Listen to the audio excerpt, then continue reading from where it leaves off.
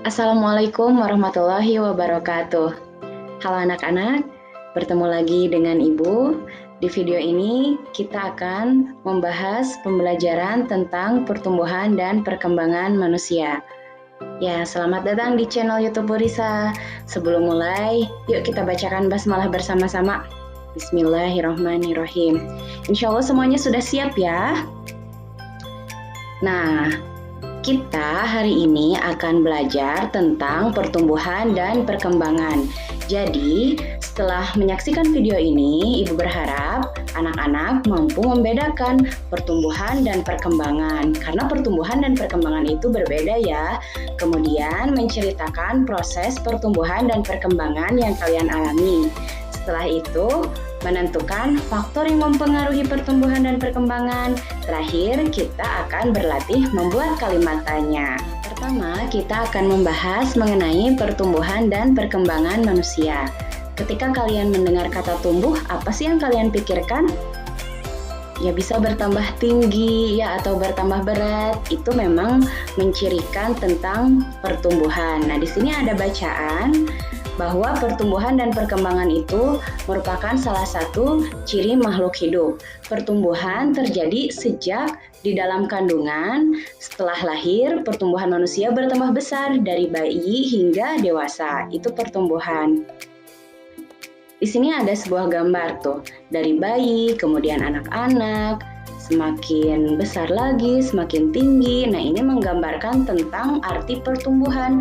Arti pertumbuhan itu artinya bertambah ukuran dan berat. Misalnya tinggi badan dan berat badan. Seperti tadi yang sudah disampaikan ya. Ini terdapat di buku tema halaman 51. Bisa kalian cek nanti. Kemudian, perkembangan apa ya perkembangan? Nah, bisa dilihat di gambar ini. Apa kamu dapat menemukan perubahan yang dialami oleh Udin berdasarkan gambar yang ditampilkan? Nah, ketika bayi masih digendong ibunya, kemudian Udin merangkak dan akhirnya bisa berjalan ya. Itu mengartikan perkembangan, artinya bertambah kemampuan. Itu arti perkembangan, bertambah kemampuan ya. Tuh.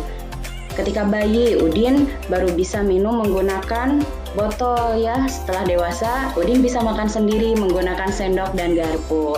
Seperti itu contoh perkembangan. Beda ya di sini tumbuh dan berkembang. Kalau tumbuh itu apa? Bertambah berat dan tinggi, bertambah ukuran. Sedangkan kalau perkembangan bertambah kemampuan. Nah, apa saja sih faktor yang mempengaruhi pertumbuhan dan perkembangan manusia? Faktor itu hal-hal yang mempengaruhi pertumbuhan dan perkembangan. Di sini ada 5 faktor. Yang pertama, berolahraga. Nah, yang rajin berolahraga insya Allah akan selalu sehat ya, imunnya juga kuat, maka pertumbuhan dan perkembangannya juga akan baik, akan lancar. Kemudian yang kedua, ada makanan bergizi. Nah, makanan bergizi tentu sangat mempengaruhi pertumbuhan dan perkembangan manusia. Yang ketiga, rekreasi, jalan-jalan ya. Nah, butuh jalan-jalan juga supaya pertumbuhan dan perkembangannya bagus. Yang keempat, itu istirahat. Bisa tidur, salah satunya itu. Nah, ketika badan kita lelah, jika terus-terusan lelah, maka pertumbuhan dan perkembangannya akan kurang bagus. Jadi perlu istirahat. Jadi jangan banyak main terus, jangan banyak beraktivitas, tetapi harus ada istirahatnya ya. Nah, yang terakhir adalah keturunan atau genetik. Nah, keturunan ini mempengaruhi pertumbuhan dan perkembangan manusia juga. Barangkali kalau misalkan keturunannya memang badannya besar atau badannya kecil, nah nanti berpengaruh terhadap pertumbuhan dan perkembangan dirinya sendiri. Tetapi tidak selalu ya untuk keturunan.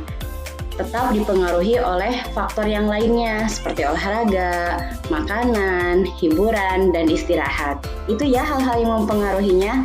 Jadi silahkan kalian perhatikan hal-hal yang mempengaruhi pertumbuhan dan perkembangan kalian supaya pertumbuhan dan perkembangannya bagus ya. Nah, sesuai yang tadi disampaikan, pembahasan berikutnya yaitu tentang kata tanya. Pasti sudah tahu ya kata tanya ada apa saja. Ada apa, siapa, di mana untuk menanyakan tempat, siapa tadi untuk menanyakan orang ya, kapan, mengapa, berapa, bagaimana. Nah, biasanya untuk kalimat tanya itu diawali oleh kata-kata yang tadi, kata tanya, kemudian diakhiri dengan tanda tanya ya, yang seperti ini. Jadi ketika nanti membuat kalimat tanya, jangan lupa di akhirnya harus selalu ada tanda tanya ya. Ini seperti gambar yang merah ini. Gampang ya membuat tanda tanya.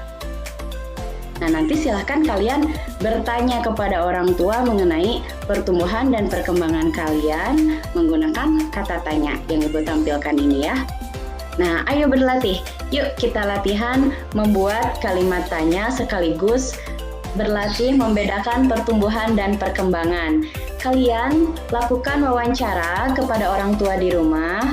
Nah, tulis terlebih dahulu pertanyaan yang ingin kalian tanyakan seperti Ibu, kapan aku mulai bisa merangkak? Atau kapan aku mulai bisa berjalan? Seperti itu ya.